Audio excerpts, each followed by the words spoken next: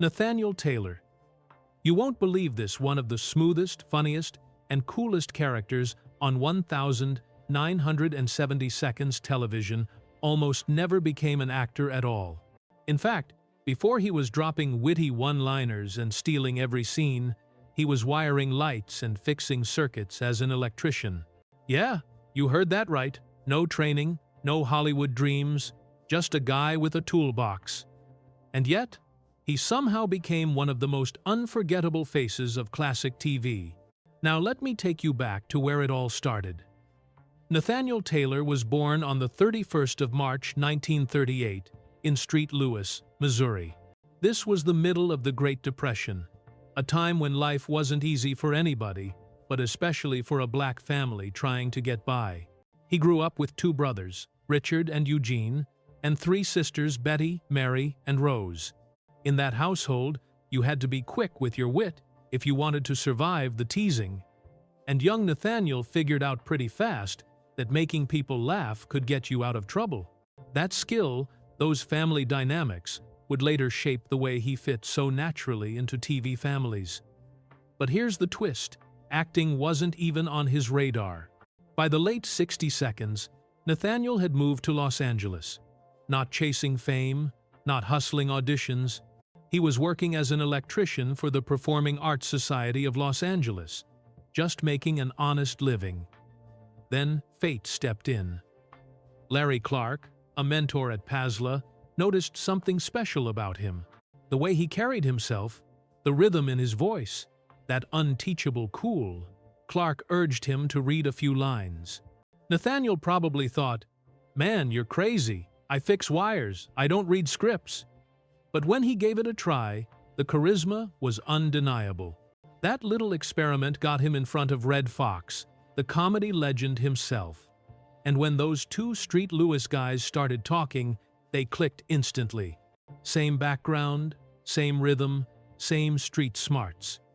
It wasn't just about words, it was about the way they understood each other. And out of that connection came a character that TV audiences would never forget. That character was Rollo Lawson. Now, Rollo wasn't your average best friend sidekick. He was slick, stylish, and street smart, with a past that included some time behind bars. Fred Sanford, played by Foxx, never let him forget that, constantly calling him out. But the genius of Nathaniel's performance was how he played Rollo. He wasn't bitter. He wasn't hardened. He was confident, so confident that he never let his mistakes define him. And that cool? Man, it just radiated. One of the best storylines was when Lamont, Fred's son, found what looked like marijuana plants growing in their yard. Who does he call for advice? Rollo, of course. The way Nathaniel played those scenes was comedy gold. He kept a straight face, acting like he was just helping a buddy get rid of some parsley. But his delivery was so smooth you knew he was in on the joke the whole time. And when he came up with the idea to wrap it up in little pieces of paper and get rid of it, little by little, pure brilliance. Then, there was the episode where Fred suspected Lamont and Rollo were a little too close after they were spotted at a nightclub together.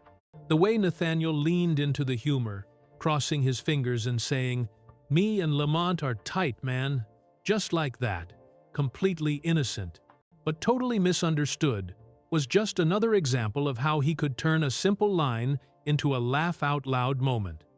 That's what made Rollo special. He wasn't just the funny friend. He represented everything Fred worried Lamont might turn into, which created this perfect push and pull of comedy. And Nathaniel knew guys like Rollo in real life, charming hustlers who always had a scheme, always knew a guy, always had a hookup.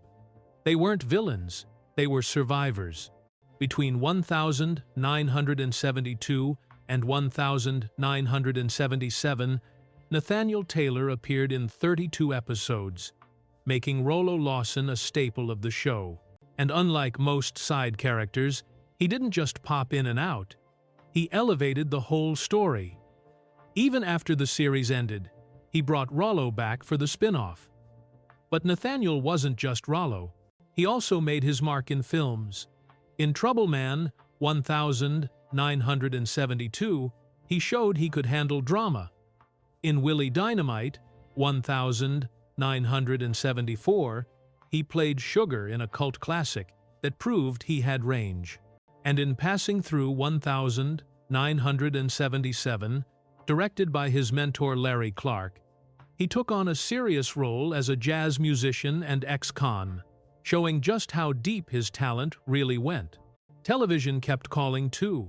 He guest-starred on What's Happening as Rerun's brother-in-law Ike, and later reunited with Red Foxx on The Red Foxx Show. Wherever he showed up, Nathaniel brought that same effortless charm. But life wasn't always smooth. In 1986, he and his brother got into legal trouble over a burglary case involving computers and equipment worth nearly $200,000. For fans, it was a shock. The man they knew as Rollo suddenly seemed caught up in something out of a script. Thankfully, he didn't spend long behind bars, but it was a reminder that being a working actor didn't always mean financial security. In later years, Nathaniel focused on teaching. He opened a performing arts studio, mentoring young actors and passing on the wisdom he'd gained. He knew that talent wasn't enough. You needed confidence, authenticity, and someone to guide you. Even decades later, people still loved Rollo. In 2016, fans reunited Nathaniel with the famous Ford truck from the show, and he signed autographs, proving that his character had stood the test of time. That same year, a short film called Auditioning for Nathaniel highlighted how his version of Rollo had become the blueprint for a certain kind of 1,970 seconds cool. Sadly, on the 27th of February 2019, Nathaniel Taylor passed away at the age of 80 after suffering a heart attack.